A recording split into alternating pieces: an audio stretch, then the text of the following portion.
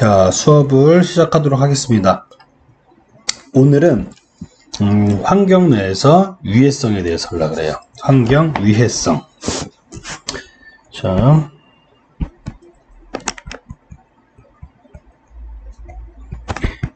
환경 위해성. 근데 이것을 사회에서 일반인들, 매스컴이나 뉴스, 일반인들이 얘기하는 방식은 환경 보건, 헬스라고 얘기합니다. 환경 보건.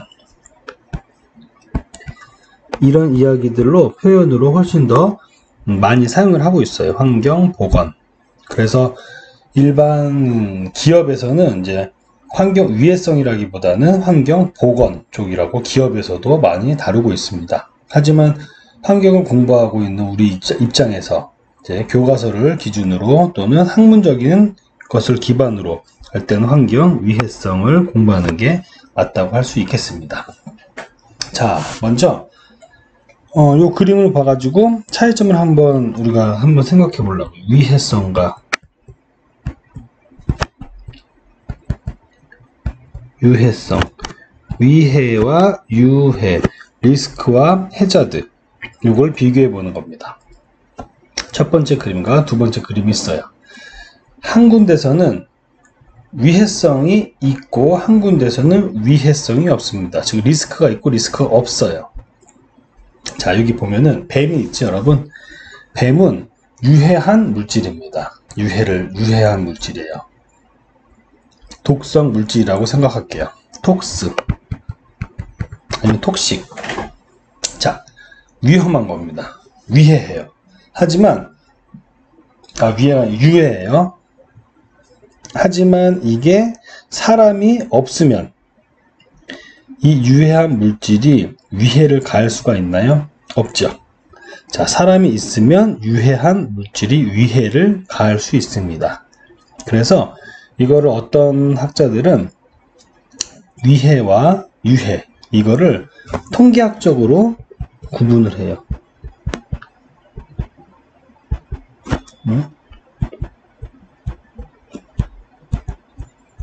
즉 사람에게 노출될 수 있는 확률적 분포 또는 확률적 기준이 어느 정도 선에서 이루어지느냐, 이걸로 인해서 위해성을 우리가 정의를 내리는 분들도 있습니다. 어쨌든 여러분 이 그림을 보면 쉽게 이해를 할 수 있겠죠? 또 이런 그림도 있어요. 이 뱀이 있는데,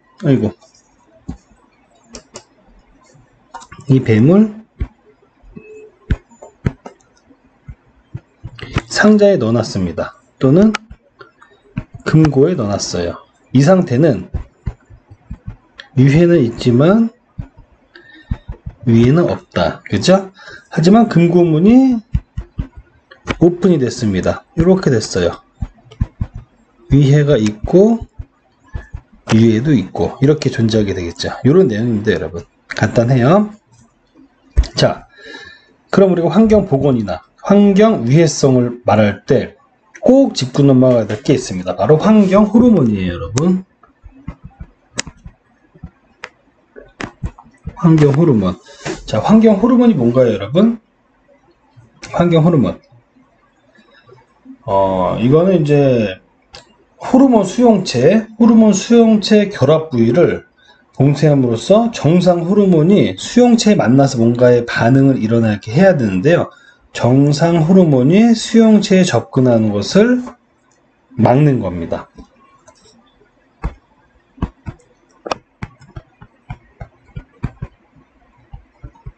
정상 호르몬이 수용체에 접근하는 것을 방해하는 거예요. 그래서 어떻게 되는 겁니까?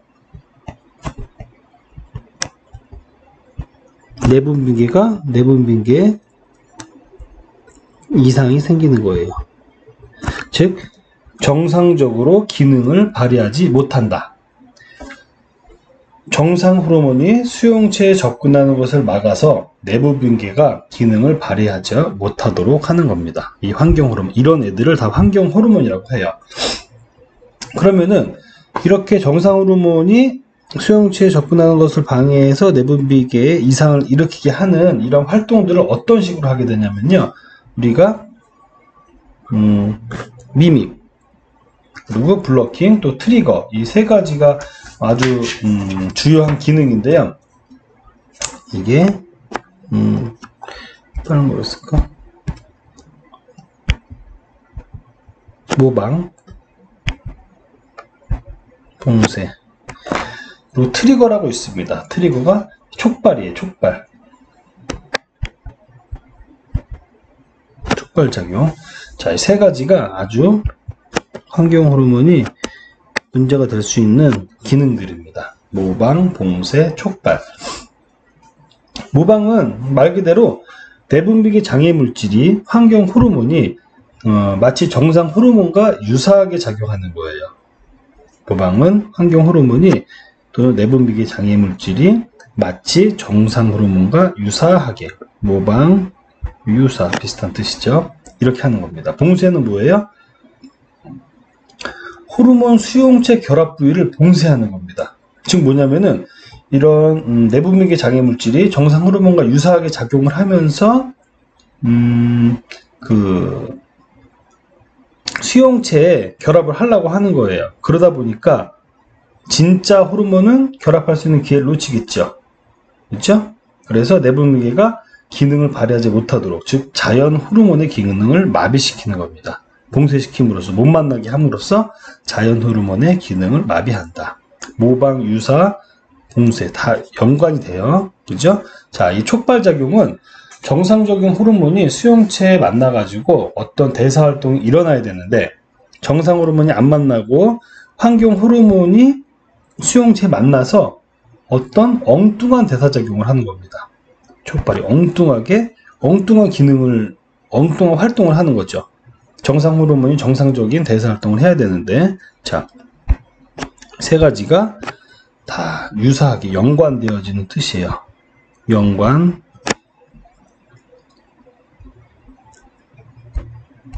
내용. 환경 호르몬에 대해서 환경 호르몬이 인체에 어떻게 안 좋은 영향을 줄 수 있는지, 어떤 작용을 하는지, 모방, 미믹, 블러킹, 트리거, 모방, 봉쇄, 촉발, 이러한 단계들이 있다. 설명을 하다 보니까 다 연관이 되죠, 여러분. 자, 이래서 이 환경 호르몬이 있으면 가장 나쁜 게 우리 생식작용에 굉장한 안 좋은 작용을 합니다. 그러다 보면은 기형아가 발생하기도 하고요. 생체 기능이 리듬이 다 바뀌어서 사람이 정상적인 활동을 못하게 됩니다. 그렇게 되면은 어떻게 돼요? 식물이나 동물이나 인간이나 모두 이 종족을 계속 정상적으로 유지할 수 없게 되겠죠. 굉장히 위험한 물질입니다. 자, 환경 호르몬이 이런 기능들 때문에 안 좋다라는 거 참고로 알고 계시고요. 자, 그 다음, 그럼 이 생태 위해성을 우리가 환경에서는 어떻게 측정을 할까? 지금 현재 어떻게 측정을 하고, 그럼 이게 안 좋다고 하니까 법으로 뭔가를 규제를 해야 되잖아요. 어떻게 규제를 하고 있는지를 한번 보겠습니다. 우리가 환경에서는 여러분 WET라는 개념을 써요. Whole Effluent Toxicity. 자, 요거를 우리가 예를 들어서 좀 설명을 해볼 건데, 어떤 개념이냐면 여러분, 강이 있습니다. 강에서 물고기가 있어요.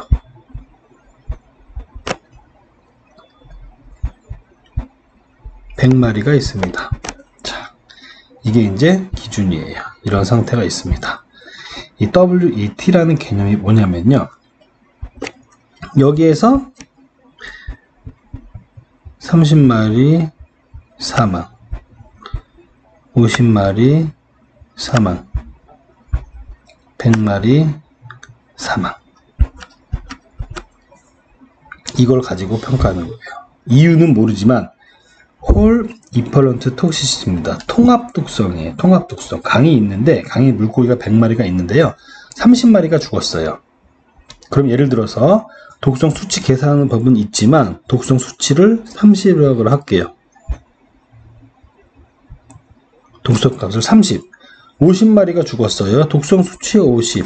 100마리가 죽었어요. 독성 수치 100. 자, 상대적인 거예요. 상대적으로 독성의 강도를 표현하는 겁니다. 아이고, 표현하는 거고, 가장 중요한 것은 상대적으로 독성 강도 표현. 가장 중요한 것은 이 30마리가 왜 죽었는지, 50마리가 왜 죽었는지, 100마리가 왜 죽었는지, 어떤 물질 때문에 죽었는지 알 수 있나요, 없나요? 알 수 없어요. 왜냐하면 상대적인 독성의 값만 표현하는 거니까. 100마리 중에 30 죽어서 독성값이 30입니다, 50입니다, 100입니다 정도만 아는 거지, 이때가 독성이 가장 강하고 점점점 강해진다, 이 정도만 아는 거지.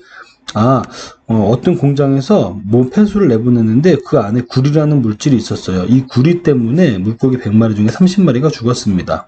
독성이 구리라는 물질 때문에 죽었습니다. 물고기가. 여기서는 뭐 50마리가 납 때문에 죽었습니다. 이 100마리는 페놀 때문에 죽었습니다. 자, 이렇게 하는 게 아니라 왜 죽었는지 모르지만 독성 수치를 나타내는 거예요. 그러다 보니까 독성이 왜 나타나는지 궁금하겠죠. 지금 여기 구리, 나페놀 한 것처럼 이게 바로 TI입니다. 독성의 원인을 평가하는 거예요. 독성 물질을 동정하는 겁니다. 독성 원인 물질을 찾아내는 거예요. 그 다음에 그 물질을 찾으면 구리라는 물질이 나왔네. 그럼 구리를 제거하면 독성이 없어지겠다. 독성을 저감하는 방법. 납을 제거시키면 독성이 없어지겠다. 페놀을 제거하면 독성이 없어지겠다. 이렇게 되는 겁니다. 근데 우리나라 법규는 아직까지 이렇게 돼 있어요. 국내 환경법입니다.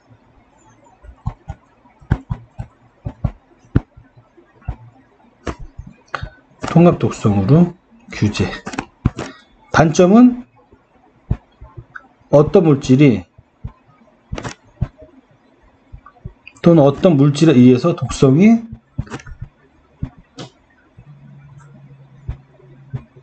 유발되었는지 모른다는 거예요. 어떤 물질로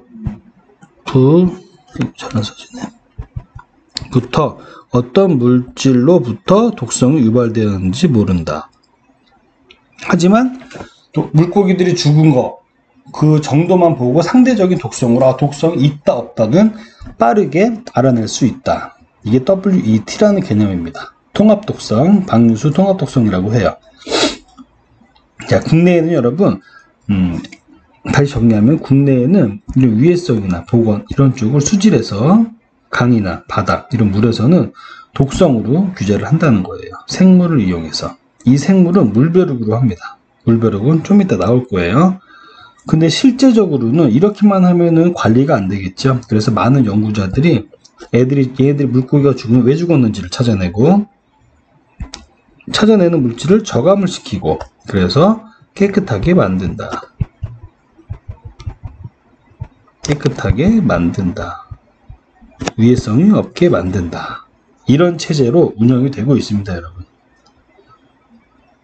크게 헷갈리거나 어렵지 않죠? 요거 꼭 기억해 두세요. WET. 이 풀네임도 기억해 두세요. 이런 거 퀴즈에, 시험에 당연히 나올 겁니다. 그리고 설명을 하는 서술형으로도 설명을 충분히 하실 수 있어야 돼요. 다른 거 몰라도 이 WET. 왜냐면 국내에서 환경법으로 지금 하고 있기 때문입니다, 여러분. 법으로. 자, 그래서 우리가 아까 위해성이나 환경 보건이 중요하다고 해서 이런 독성에 대해서 우리나라 환경법이 이렇게 하고 있는 걸 얘기를 했는데, 그러면 왜 하는지도 또 간단히 한번 더 짚어볼게요. 간단히. 자, 실제로는 여러분, A라는 회사가 있다고 볼게요. A라는 회사가 사용한 산업 폐수를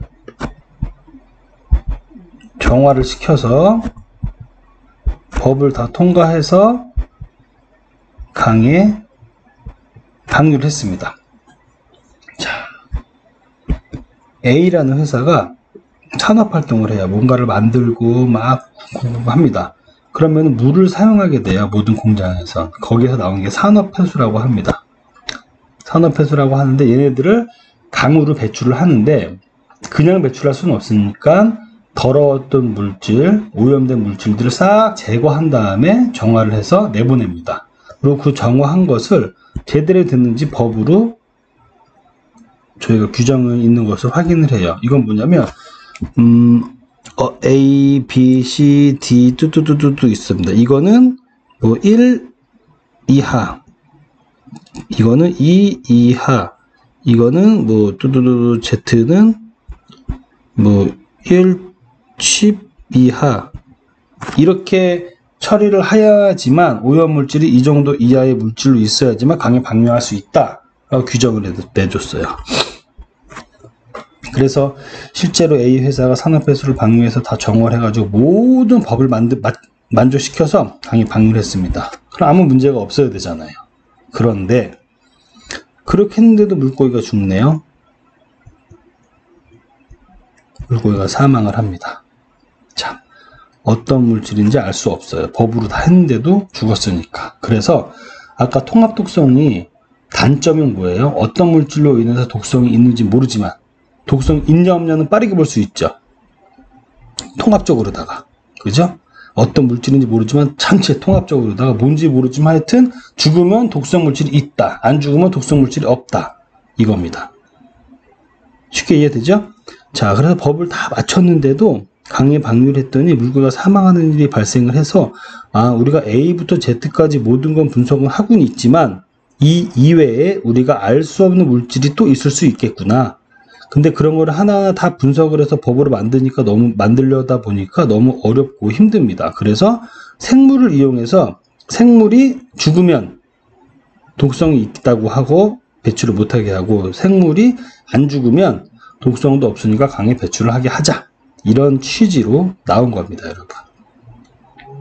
그래서 여기 제가 써놓은 것들을 보면 다양한 업종의 산업체에서 사용하는 물질 중 인체 및 생태계에 영향을 미치는 여러 가지 유해한 물질 종류 및 양이 증가함에 따라 배출원의 유해화학 물질 농도 및 독성을 저감시킬 필요성이 증대하고 있다. 자, 여러 가지 물질들이 증가합니다. 즉, 알 수 없는 범위까지 갔어요. 너무 많아서. 우리나라는 그동안 BOD, 이건 어떤 물질의 지표입니다. 오염물질의 지표. 생물학적 산소 요구량이라고도 하는데요. 자, 우리나라는 그동안 BOD 등과 같은 일반 수질 지표로 방류수를 관리하여 왔으나 기준을 만족시키는 산업폐수에서도 송수알이 물벼룩 등 수소 생물이 죽는 경우가 발생한다. 즉, 법으로 다 맞췄는데도 알 수 없는 물질들이 너무 많아서 그런 애들 때문에 죽는다는 거예요. 관리 대상 특성 수질 물질 확대 및 생태손 제도의 도입이 필요성이 인식되고 있다. 자, 이러다 보니까 하나하나 체크할 수가 없습니다. 그래서 특정하게 아주 특정하게 유해성을 나타내는 물질을 지정을 하고 또 그 외에는 독성을 통해서 독성의 물벼룩이나 송사리가 죽으면 독성이 있으니까 배출 안 돼. 안 죽으면 오케이. 이런 거예요.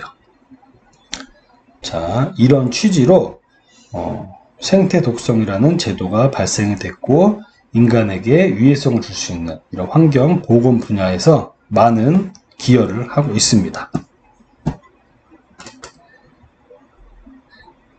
자, 시간이 좀 애매해서 다음 동영상 넘어가겠습니다.